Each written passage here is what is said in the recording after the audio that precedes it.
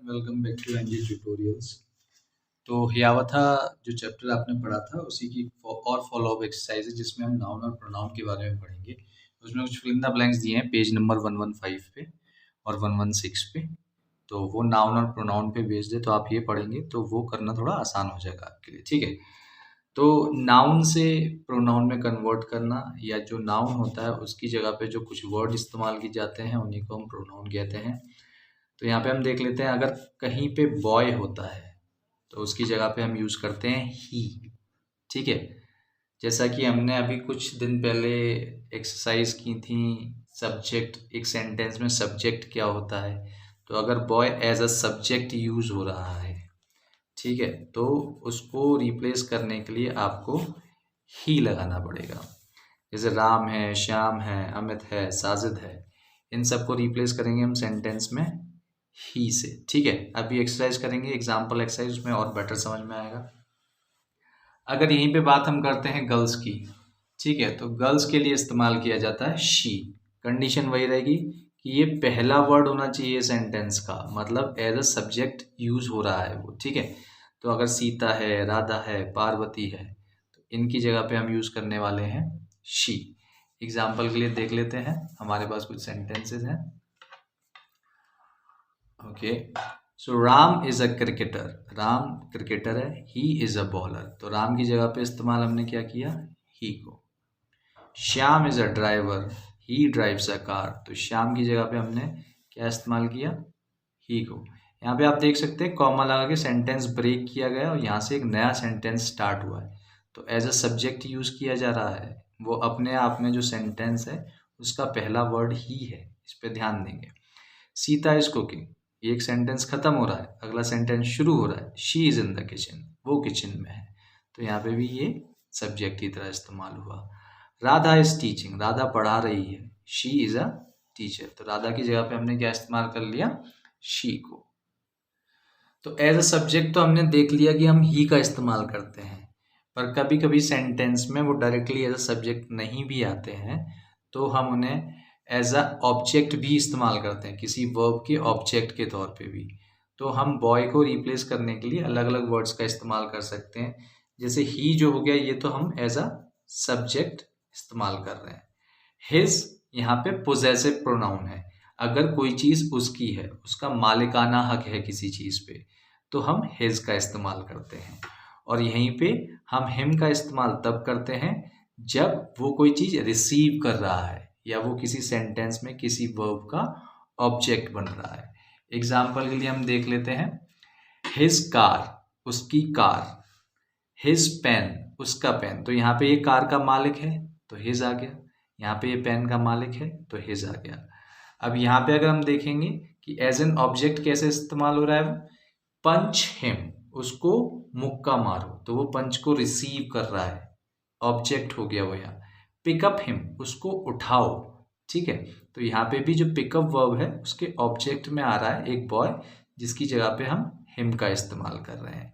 अब यहाँ पे एक हम कंबाइंड सेंटेंस देखेंगे तो हमें पता चलेगा किस तरह से चीजें बदल रही हैं। जैसे Ram is celebrating, Ram celebrate कर रहा है बर्थडे को, किसका बर्थडे, उसका बर्थडे, हिज बर्थडे, तो बर्थडे किसका, उसका, तो इस पे उसका मालिकाना हक बन रहा है। आई विल सरप्राइज हिम, अब ये सरप्राइज किसे दिया जा रहा है, राम को, तो राम इस सरप्राइज को रिसीव कर रहा है, ऑब्जेक्ट है सरप्राइज के लिए, तो यहाँ पे हम इस्तेमाल कर रहे हैं हिम का। इसी तरह अगर हम गर्ल्स की बात करेंगे तो हमारे पास सिर्फ दो प्रोनाउंस होते हैं। एज अ सब्जेक्ट जब हम गर्ल को यूज करते हैं तो शी इस्तेमाल करते हैं, और यहीं पे एज एन ऑब्जेक्ट या पोजेशन शो करते हैं किसी सेंटेंस में कि वो किसी चीज की मालिक है, तो हम हर यूज करते हैं। फॉर एग्जाम्पल, हर कार, उसकी कार, पिकअप हर, उसको उठाना है, तो ये पिकअप वो रिसीव कर रही है, तो यहाँ पे वो एज एन ऑब्जेक्ट।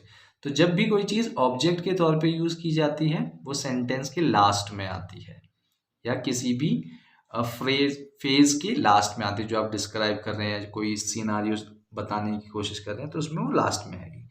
जैसे सेम एक्सरसाइज हम यहाँ पे देखते हैं, Sita is celebrating, Sita celebrate कर रही है, क्या सेलिब्रेट कर रही है, उसका बर्थडे या अपना बर्थडे, तो यहाँ पे हर बर्थडे, उसका बर्थडे यानी मालिकाना हक है उसका अपने बर्थडे पे, ठीक है। आई विल सरप्राइज, अब यहाँ पे वो सरप्राइज को रिसीव करेगी, तो ये हो गया उसके लिए object. I will surprise her today. अभी हम आगे और देखते हैं किस तरह के प्रोनाउंस होते हैं।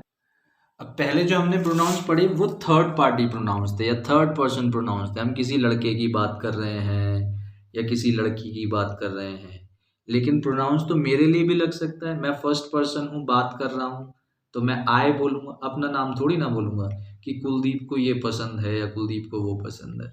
मैं बोलूँगा मुझे ये पसंद है, आई लाइक दैट, ठीक है। तो मेरे नाम की जगह पे इस्तेमाल हो रहा है आई, ठीक है। आपसे जब मैं बात करूँगा तो आपका नाम बार बार नहीं बोलूँगा, मैं आपकी जगह पे भी एक प्रोनाउन इस्तेमाल करूँगा जो कि आप हिंदी वाला प्रोनाउन है, इंग्लिश में हम उसी को यू बोल देते हैं।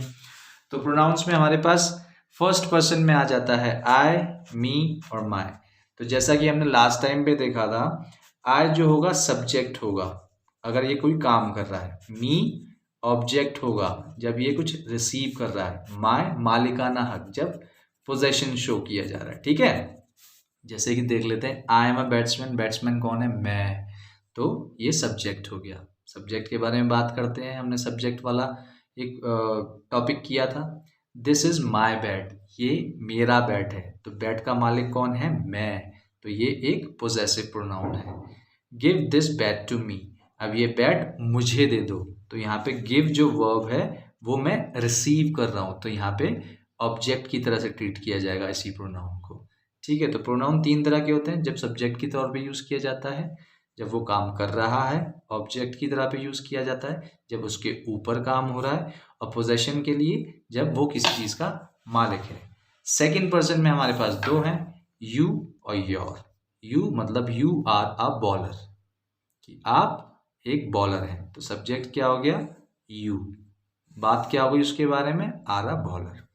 दिस इज योर बॉल, किसकी बॉल है, आपकी बॉल है, तो यहाँ पे योर क्या कर रहा है, मालिकाना हक शो कर रहा है कि वो उसका मालिक है, उस बॉल का मालिक है। दिस इज योर बॉल, ये आपकी बॉल है।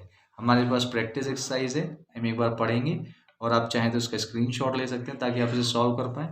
आई एम अ बॉय, अब इसके अंदर एक प्रोनाउन है, अंडरलाइन करेंगे, इनसर्कल भी कर सकते हैं। दिस इज माई हाउस या this is my home. Rahul gave me a pencil. You are a good girl. Where is your school. तो यहाँ पे भी आप देख सकते हैं कुछ प्रोनाउंस इस्तेमाल हुए हैं जो आप कर सकते हैं। बाकी पेज नंबर 115 और 116 आपकी एनसीईआरटी की जो बुक है, आपको उसमें एक्सरसाइज मिलेंगी, आप उन्हें सॉल्व कर सकते हैं। कोई प्रॉब्लम होती है तो आप पोस्ट कर सकते हैं, कमेंट कर सकते हैं, आपकी प्रॉब्लम सॉल्व की जाएगी। Thank you.